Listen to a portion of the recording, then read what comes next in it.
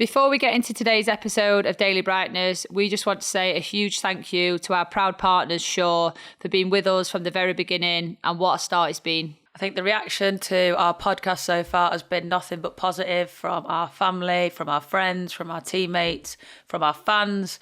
It's been really nice to see all the positive reviews and feedback, so keep that all coming. Yeah, I also think that we've probably learned a lot about ourselves, and me and Rach always talk about this podcast. You know, it's more than just us chatting. It's actually like a little therapy session.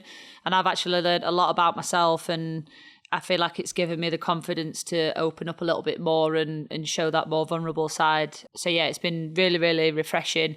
And we also get to appreciate all the things that we've achieved. Rach, everything you're achieving with Villa, you know, the form at the end of the season, me getting my 200th in the WSL and talking about all our accomplishments, the hard times. Yeah, it's becoming a really nice platform actually, and I'm really enjoying where it's going. But thank you to everyone for the amazing support. So thanks again to Shaw for showing up for women's football and backing the pod from day one. And thank you all for tuning in.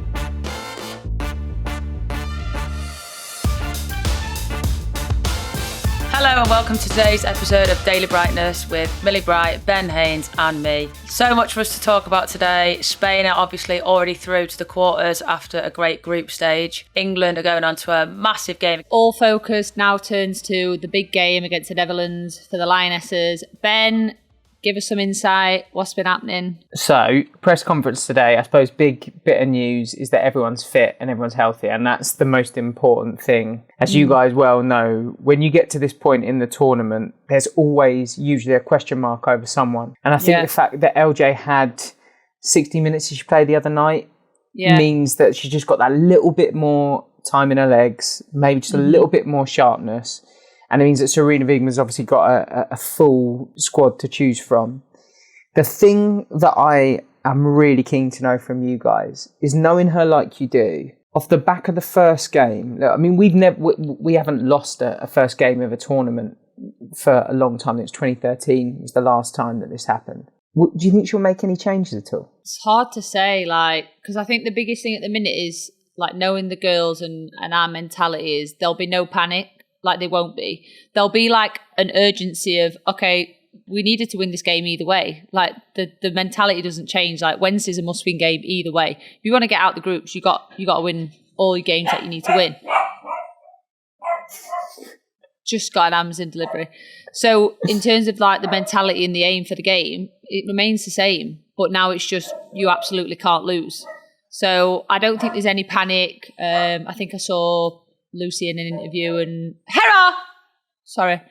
just reminding people of the last time they did lose to France, they went on and took bronze. So do you know what I mean? It's not the end of the world. It's just made it that little bit harder. But I don't know in terms of changes. You know, we've said it previously, Rach said it before, that it's always been the same start 11. So, and there's always been a lot of consistency with that. And, you know, do you change it? And I don't know, does that show a sign of panic and drastically things need to change? We spoke about it. It's just the basics. First and second balls, win your battles, show more intensity from the beginning and throughout the whole game. So I don't know. What do you think, Rach?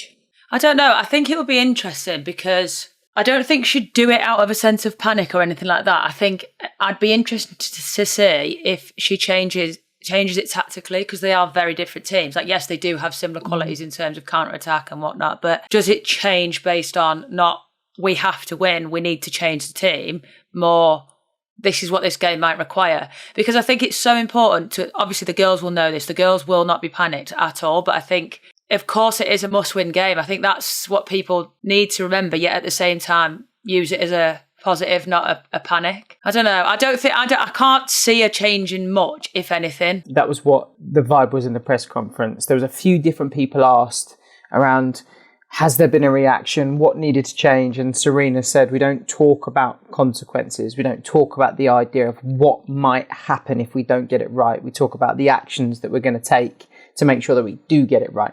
And just to come back to that point I was making earlier on, so 2013 was the last time we lost the first game in the Euros, and 2015 was the last time we lost the first game in a major tournament. Went on to get the bronze medal in 2015, but in 2013, England went out in the group and came fourth in the group stage. And I think you both sort of hit the nail on the head there. You can't really allow any of the narratives to creep into the discussion, right? They have to go out and get the job done. And that had Viv Miedemar in there as well, saying fairly similar things, that there was going to be no sentiment there for her. She's going out to give the best possible performance that she can. And if the way that she played the other day is anything to go by, that's one they're really, really going to have to focus on, because they were very, very good against Wales. I think they have a lot more numbers, don't they, higher up for me. I think, the France game, they clearly wanted to get it out wide, attack our fullbacks and get the crosses in. But I feel like the Netherlands, they just have numbers. Like I've always remembered playing against them, and they always have people in the pockets out on your back shoulders of your midfielders, and they love those little overloads. So it is, like Rach said, it's going to be a very different game, and the overloads are going to be in very different places. And are they still playing three at the back? I didn't watch their game against Wales. They did this really strange, well, not strange, but their formation changed a lot. So they played with a 4, but the fullbacks got super high, and then the front 4, like you were saying, Mills, they just changed. One of them would be up top, and then suddenly the other one's playing on the opposite side. Viv might be leading the line and then dropping in, and then Daniel van der Donk might go ahead, and Palova might then go into the centre. So they've always done that, though. Those rotations. So strange. Yeah, but I just feel like they're not in like a fix. It's not a 3, it's not a 4. They're very fluid, and they can move. They can interchange very well, and that's something that, for me, they've always done really well. Yeah, it's always like a bit of a hybrid, isn't it? Yeah, and it's always been like, shit, am I there? Do I pick up there? Like, it's, do you know what I mean? How do you like stop players, you've got to be super organised. Organised and don't follow the movement. Like, I feel like, like let's say a centre mid. If a centre mid runs one way, you don't need to follow. Like, don't follow. If the centre mid goes out wide, you follow them. It's just stay in your zone and pass on players. But it is really hard to do when they move that quickly. Yeah, I remember when we played them, Mills, in the Netherlands not long ago. We were both.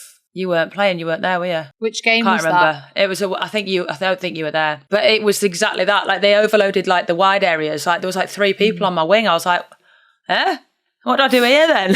No, I was there that camp, because we were like, what is going off, and why can't we get any pressure on? Like, I couldn't remember if it was the one when you weren't there. Everyone gets deeper defensively, and then you win the ball, and then you have no outlet. So it's like, you just have to be super, super organised, super patient. But also, when you've got players like Viv, like, we've got to be way more aggressive in getting up to that ball and not letting her shoot and slip people in, because, like, that would be one thing I would say, is that we have to be aggressive in the moments where we can be, and we're a couple of yards away. You've got to get up to the ball, especially when it's in and around your box, because she's got that ability to just put it wherever she wants it, to be honest.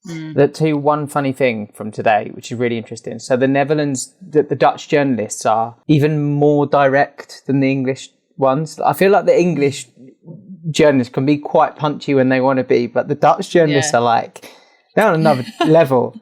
And they sort of flip in and out of English and Dutch. And so they use like English phrases. So you can't understand a word what they're saying. And they're like, blah, blah, blah, blah, proper English football. Blah, blah, blah, blah, blah, blah, and sort of flip in and out, where they'll only say a tiny little bit. But Sarina, when she goes into Dutch mode, she goes super direct as well. Yeah. She's like very stern and like no nonsense whatsoever. It was really fascinating watching her interact with them. And it did make me think that, and there was like a little bit of an elephant in the room, right? In that, even though everyone's very focused on going out and getting the job done, this is a massive game for the Lionesses, isn't it? Like, there's a lot riding on this. I think one way or another, the narrative on Thursday morning is going to be quite defining for a little while, whichever way it goes. I think it's okay to say that, though. Like, you have to be, especially in tournament football, you have to be realistic. Like, everyone has to know what's at stake, and it's going out the competition. Like, you have to win. Do you know what I mean? Yes, there's another game after that, but if you want to put yourself in the best position and not rely on other results, you have to win on Wednesday. So I do think it's okay to be realistic. I think as long as it comes with like zero panic, like, this is the reality. We're in this position. We've got an opportunity to put ourselves in a good position where we can continue throughout the tournament. But if we don't do absolutely 110%, like, go above and beyond, everyone's super on it, like, good warm up. Like, I imagine you like your Luces, your Meadows, they'll all be on it and making sure that no corner cutting, everyone's giving that extra little percentage, because you do need it in these games. And, you know, Netherlands are a team that are in form as well. So It's definitely nothing to shy away from, but no need to panic. We have an abundance of quality and experience. We just need to execute the game plan and make sure everyone's fit and fighting. Same starting 11? I don't know. I think there's going to be one or two changes, but I don't think that's going to it's not like I think that it's going to happen, but I think it could. I don't know what she'll do. It could go either way. I think she might make one or two, or she won't do anything. Like, it won't be drastic. I think maybe because of how much he's riding on this game and it's like a huge opponent, I think maybe a couple. But you think it's very much tactically as opposed to someone's performed badly. It's like she's setting out. Yeah. No, because the thing is, like, she's never been about that. Do you know what I mean? She doesn't punish you. And I think she'll make the decisions based on tactical. Like, that's what she's good at. And, you know, she'll get it right, I'm sure, regardless of whatever she goes with. But I wouldn't have thought it'd be, if there is change, it'd be any more than one, max two. But yeah, I think the pressure thing is massive. But like Millie said, it's just getting that, like, you need to be in that panic-free zone. Like, the calmest team will win that game tomorrow. It is interesting, though, just really quickly, it's interesting that you both said that it's that they won't be panicking and they will be really, really calm in there, because it feels like there is a little bit of a bubble where you have no real idea on what's going on the inside unless you're in there. So it's reassuring to know they'll be quite chill in that space. Well, I think there's no real reason to panic. Like, if you panic, you're not going to perform right, are you? Like, at the end of the day, like, it's a football match. It's the best team will win. I think the calmest team will win. And, you know, if you're prepared in the right way, which they absolutely will be, they'll have done extensive analysis and tactical information on the Netherlands. I mean, who better to do that than Sarina and the whole staff being Dutch? But yeah, I think there is no real reason to panic. It's just put your best foot forward and give it your all in that game. And listen, we won't be talking about this when they make the final, will we? And also, we did have good spells in the game. Like, we didn't, you know, I think it's easy to forget. We did score first. Yeah, ridiculous decision to be overruled, but we did score first and we did create a lot of opportunities in the last 10 minutes. So I think, you know, the girls will be looking at the positives and what they are. And equally, we played against an absolute world-class opposition. It's not like we were turned over or, you know, we were playing against maybe a lower-ranked side and got beat. I think, like, give France the credit as well. Like, they are an unbelievable team and a very difficult team to break down and beat. So, as are Netherlands. So, we've all said it from the beginning that this was the group of death, and it is. So, can't wait to be on here in the next few days when England win. Come on! So, obviously, Spain, what a start. I mean, we all predicted Spain to do well in this tournament, didn't we? But I mean, 11 goals in 2 games is ridiculous. Not maybe what I was expecting. Pina again, Millie. Yeah, she's up there. We said this. We said it. Do you know what, though? Like, I've been so impressed with Vicky Lopez. Like, she's 18, man. She was involved so much yesterday. Like, I don't know. I think she's such a good little player at that age to play in that team. But I just feel I don't know, I just feel they ooze confidence, and I just feel like no matter your age, no matter how like long you've played for them or how many caps you've got, they just ooze like confidence. And even like they get on the ball, their first thought is, can I take a player on? Can I face forward? Nothing's ever basic. And if they do the basics, they are exceptionally good. It's very rare that there's a stray pass, but I don't know, I just feel like even the kids, like, you don't notice how young they are because of the way, just the aura that they have as a team is like, yeah, it's just different. And I do think they've gone up a level, like 100%. You know, when people say that young players don't tend to feel the pressure as much, is that true? When you guys were younger, did you feel like when you were like 18 or 19, you just kind of didn't really notice the pressure that was on you? I felt like it was worse. Right. But yeah. I think now it's probably easier. I think there's less pressure now, and I don't know why, but I feel like when we were all younger, we were always like so scared to do anything wrong, or so scared, like even off the robotic pitch, like, weren't it? Yeah, I think the culture's changed to allow them to give them more freedom and like express themselves and stuff. But you look at like Vicky Lopez, like she's trained with Barcelona first team since she was like 15. Like, of course she's like pissing confidence. Like, you literally, your main job is to feed Mateus, Bonmati, like you literally, I mean, I don't know, 18, I think she's a real talent, but yeah, can shout out Pina again though, because that finish, it's just, I think she's like her signature in it. We literally said it, that's the one she did against Hughes. Yeah, effortless, just effortless. Touch out of her feet, separation touch, bang. Unreal. It's not even that much space that she's got. No, it's not even that's like what I mean. She's got loads of room. It's literally like you said. It's like it's maybe even she half shouldn't even wind a her yard, leg up. isn't it? Like No. she's literally just. She shouldn't even wind her leg up. It's literally like you think she's just going to do a little slip pass. No, it's in the top corner. Brilliant, fantastic, cool. That one out. Scoop that out the back of the net. They're so good on the edge of the box, though, aren't they? Because they do that thing where they'll sort of like slow everyone down to walking pace, and then suddenly speed up again. Yeah. And then let everyone sort of think they've got a second to breathe, and then suddenly they just speed everything up, and it goes one touch for maybe 2 or 3 passes, and like, oh, the ball's in the net. Like, I think it's just decision making, isn't it? They're like one step ahead. We said this in another episode. Like when they get the ball, even if you think, oh shit, brilliant, I'm there. Like I can get pressure on. They already know another option. Like they're like always 10 seconds ahead of you. Can I put one thing into the mix though? They did concede from a set piece. And just like you guys described the other day on the pod, they conceded from a really direct counter-attack. So there is still these little chinks in the armour if teams can get it right. The problem is you just got to stop them scoring 6 times. That's what I mean. I think like it is something to be concerned about, both the goals they conceded, but equally, if you're scoring 6, you're not asked about conceding 2, are you, as much? But I think against a top team, I think you've got to be careful there.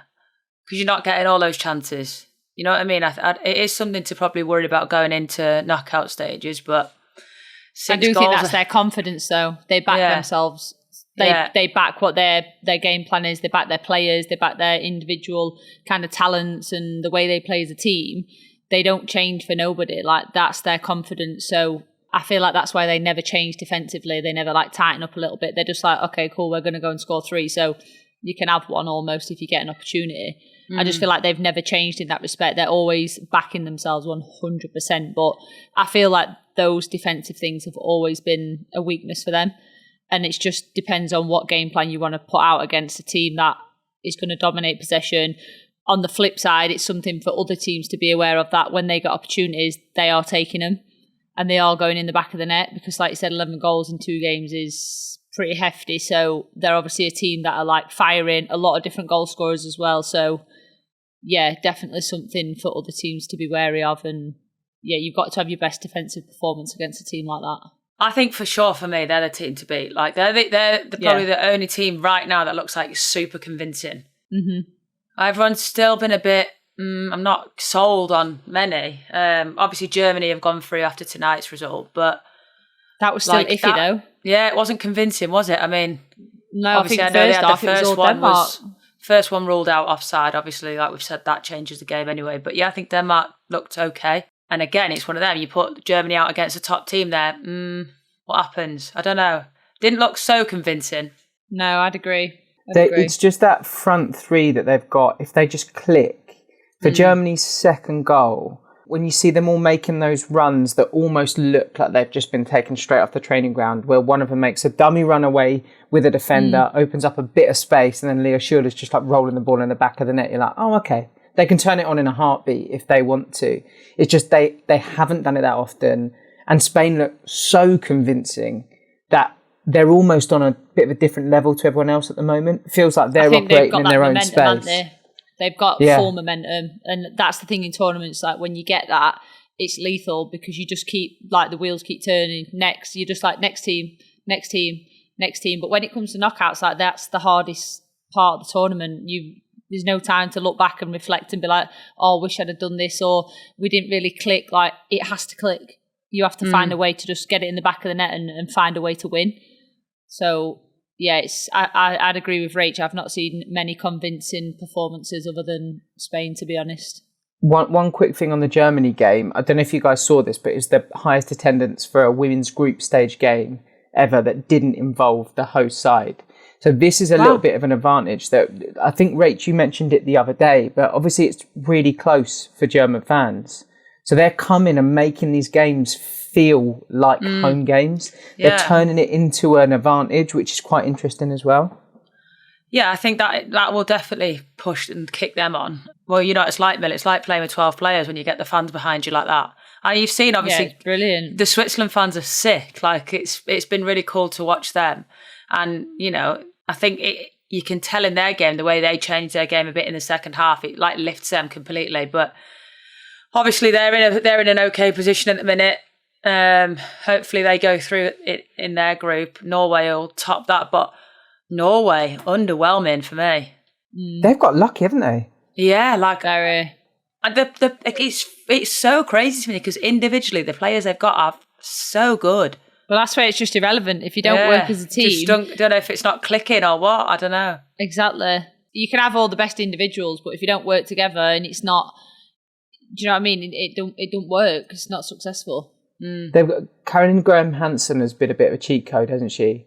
She sort of, it feels like she's the one player that you look at within that team that you think, even when it's not really working for them, if you can get a one-on-one, she might make something happen for them. She might just get them on the front foot and just do something out of nowhere. And I think you're right as well, Rach. I mean, it feels like for the tournament, just here, I've had this really weird thing recently where you're just sort of wandering around the streets, right? And you're kind of like just taking it in as you go around.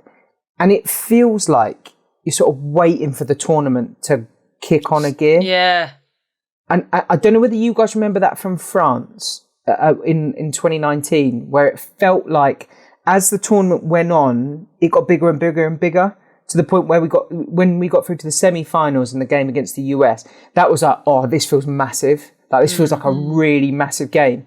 But there were a couple of games early on where you could be wandering around the towns and you're kind of thinking like, it's a bit quiet here. Do you know what I mean? I feel like maybe for this tournament, it needs Switzerland to go through just to keep that momentum and keep that energy. I always want the home nations to do well. I feel like it's so good for, especially like Switzerland, like they're obviously not like a top team per se. Like they've not been like, top 5 team. And I think for them to kick on and go through will be massive. And I've loved seeing like bits and bobs of their fans like storming the streets. It looks so cool. And yeah, I think you're right though, because I feel even being here, like it's not like been a massive talk about like the games, but obviously I'm sure it will after the group stage and when things get into knockout. And I think obviously after England tomorrow will probably dictate what it's like here more and the feel of what it is like, which direction it's going to go in here. This part of the episode is brought to you by Tinder. Sometimes you go on a date and it might not be romantic, but you could spark up a new friendship, or it could just be a good story for the group chat. You might bond over football, food, or something totally random, and that's the start of a story that you didn't see coming. With Tinder, there's less pressure, more possibilities, whether you're looking for a connection, a laugh, or just something new and unexpected. So, Mills, if you were designing a perfect no-pressure date, what would it look like to you? Ooh, mine would be an activity, like top golf, something fun. I just think, I'm not into that whole let's go for food. It's too much pressure. I hate eating in front of new people as well. Pasta? Yeah, absolutely Spaghetti? not. No pizza, no, not ribs. I'd be like, I'm so full, but I'd be sitting there like starving. So yeah, I'd do top golf, something fun. Yeah, maybe go explore somewhere in London. But yeah, just activity. I agree. I think an activity, because I feel like I'm the type of person that wouldn't want to feel like I'm just on like a one-on-one date. Like I'm looking at you, you're looking at me. Like let's do something fun and let me see how fun you are, because ultimately that's exactly what I want. Even if it weren't like a romantic like date. I know you want to have a laugh, like a friend, like a mate date. I'd still do something fun. Yeah, I think dinner's quite serious, isn't it? Yeah, no. Maybe the second date, maybe the third date, but first one, I think. I'd still be starving. Activity. Or even like a picnic. I would do a picnic, but not like sit down restaurant. I'd have to take the dogs though. Yeah. Buffer. A buffer. You need a buffer. Break it up a little bit, but yeah. So if you went to Top Golf and you're on a date, would you let the other person win? No. Nah. Absolutely not. Not feeling sorry for you, hun. Time to shine. Yeah, no pity party. I'm winning, and if I don't win, I'm not coming back on the date. I want them to be competitive, because that's like, that's part of me, who I am as a person. And don't let me win. Yeah, don't let me win. I hate that. Like, I don't need just let me win. I'll win. Not throwing a pity party for me on first date, hun. Thanks, darling. And it makes it more fun if you're competitive, because then you like do like goofy things and everyone relaxes, and it's nice. All right, so say you win. What's the celebration? Are you expecting them to get you a little milkshake? Milkshake. Top golf for banging, by the way. No, I'd just be secretly gassed. Would you? I'd be like, Would you give them a bit of stick after? Yeah, probably. But no, I wouldn't expect them to pay for anything. I'm not like that. Like, I like to pay for things, so I wouldn't be like, I won, so you're buying me a dinner. Like, I would just be like secretly gassed. Would you? Fair. No, I wouldn't expect anything. No, I wouldn't. Neither. But if they did, it'd be really nice. Yeah. You can do it on the slide. Like little I'm not asking you to. I'm not asking you to. I would never ask that. No. I can fun for myself, thank you. Whether it's a mate, a memory, or a match, wherever it takes you, it starts with a swipe. Download Tinder today. How are you both doing? What have you been up to? Very well, thanks, Rach. I've had a really good week. I've had a hard week in rehab. Finally able to start like training. So I've been doing a lot of BFR, which is the most horrendous thing in the world, but it's horrible. Yeah, What's BFR? blood flow restriction. So you basically have like this massive, I don't know, what would you call it, Rach? It's almost like a blood pressure monitor, you know, like it goes on your arm. Yeah. And it'll strap around like a certain area. So I put it at the top of my quad, so I have to do both sides. So for ages I've only been doing my right side, but I've finally now been able to start doing my left.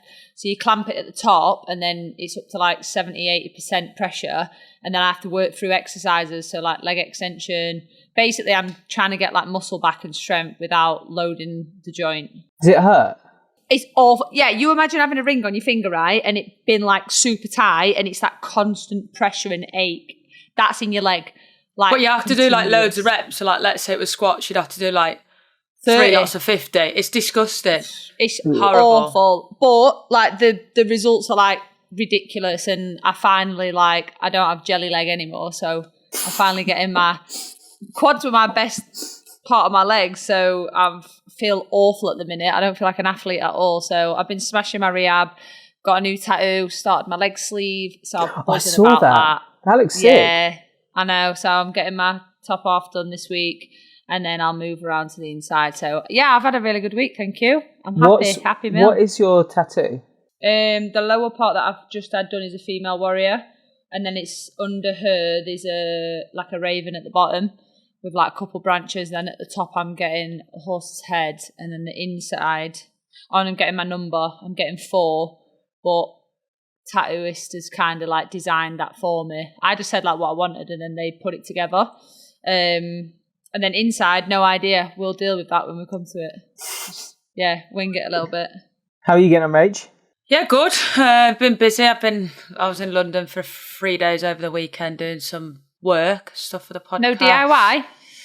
No DIY. I'm knackered. I've literally got home after that weekend and I'm dying. But yeah, just training a lot and just surviving. What about you, Ben? Your life's going to be way more interesting in Switzerland. Tell us what you've been doing. I got in the lake for the first time. Did I tell you this already? You got what? I got into the lake. Oh, did you? You actually did it?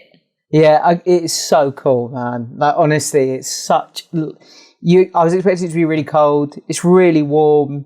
It's so clean. You can see the bottom of the water. Like, you go miles out, you still see the bottom of the water. It's like...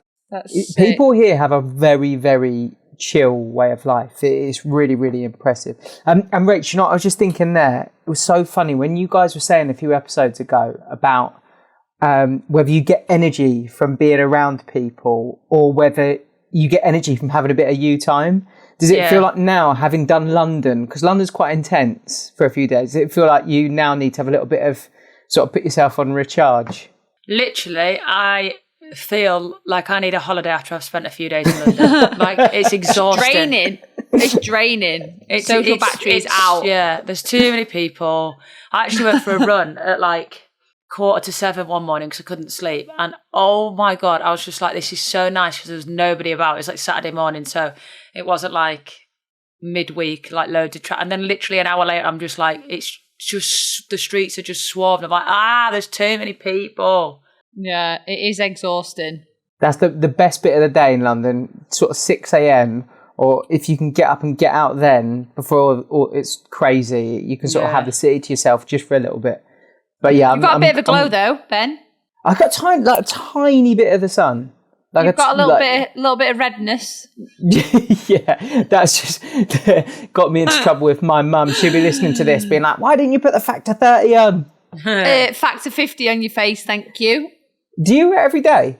You do SPF every day? It's in my it's in my moisturiser. See, if you want to save yourself from getting Botox, you need to get that. Although we do get a little bit of that on top as well. Oh, magic. Right, anyway, moving on to our final part, which is our favourite part, our gratitudes of the week. Benji, Can we do one? Can we do one? One. I just can't think. Rachel's exhausted, guys. So hey, they do say in friendships and relationships, when someone's having a 20% day, the other half takes the 80%. So we'll take the load for you. We're going to bring the extra energy for you. You got to carry each other, you know? We'll just do one. I think it's better when it's one, when there's three of us. It counts it out. All right. Benji, kick us off. Can I chuck one to you then, Rach? You know when you've been away from home and you get back to your own bed? Ben, you've just took my gratitude away from me. Literally was going to say carrying that. You. I'm carrying you. That's all. No, how the hell have you just got that? Because genuinely, I was thinking to myself you were today. tired. He knew you were exhausted. Genuinely today, I was like thinking about the podcast, and I was like, right, what am I grateful for? And I was like, my bloody bed. Because do you know what? Usually I sleep quite well in hotels because the beds are usually really nice. But like I had 2 nights in one hotel and the bed was just too soft. Like it needs to be firmer for me. And then my third night, I was in a hotel with, honestly, what sounded like somebody just dragging a chair across the floor, just going, I hate that. Like, honestly, for about till like 3 o'clock in the morning. And I was like, oh my God, like, please just shut up. So I am beyond grateful for my quiet little home and my nice bed. Thanks, Ben, for teeing that up. Welcome. Smashed it out the park. Mills, go on, you go. I'm going to say I am grateful for the vets getting me in on a little emergency yesterday when I rocked in at about 5:45. They shut at 6. They were fully booked. Bloody Hera on a walk. The worst thing ever. She's darting around with zoomies in the long grass, and then all of a sudden she runs over to me. She's like whining, and Rach, her eyes were literally watering. She was crying. She was like shaking her head, like scratching her ear. She'd got a massive grass seed, and it was right down near her eardrum. But when the grass seed goes in the dog's ears, it like beds into the skin, and it had already started bedding in. So we had to pin her down, and the vet was like, "I think we'll maybe sedate her tomorrow." I said, "No, she's a miniature. Pin her down, pin that dog down and get it out." So they all pinned her down and pulled it out, but they just saved me a shit ton of money on sedation, and she's pain free and happy. But good. I weren't booked in. I didn't have an appointment. They were really, really polite and nice. So that is one of my favourite things in life. You know, when common sense takes over and people are like, do you know what, we can do it. Yeah, you know? like we can do it. You can go one of two ways. Some people are like really, really like jobs worth and be like, no, you'd have to book 3 weeks in advance. And there's other people who are just like, yeah, don't worry about it. I think always be one of the people that's like, yeah, don't worry about it. We'll do exactly. that. We have a little saying, Rach, don't we? Remember it? Be a fountain, not a drain. Exactly. Yes, 100%. Fountains galore, no drains, Exactly. Otherwise get out the door. See you later. Benji, what's yours? Right, my one really quickly. I had 24 hours at home. I had to come back and do a job and then fly back to Zurich. But have you ever heard of the Welsh word cwtch? Yeah. No. Like cuddle. It is it's a cuddle, but with a bit more meaning. And like, you know, when you get home and you have a bit of a hug with your partner, or you have a bit of a hug with your mum or whatever, like, and you do that hug and you're like, oh, that's a good hug. And it just gives you exactly. That is spot on. So I had a couple of those, saw a couple of mates while I was at home for 24 hours, had a couple of those hugs where you're just like, oh, that's topped me back up again. I got a bit. Oh, you're of my such a softie. That's so cute. Benji! Just get my battery back up again. Oh, that's really nice. That is so cute. That might be one of the best today, gratitudes, actually, on the pod so far. Grateful for a cuddle. Yeah, and grateful for having your bed back as well. Right, that's it for the Rest is Football Daily Brightness. A reminder to make sure you're following or subscribe to the show and make sure you get all the episodes that we're now into the tournament. Goodbye from me. Have a great week, everyone. Goodbye from me.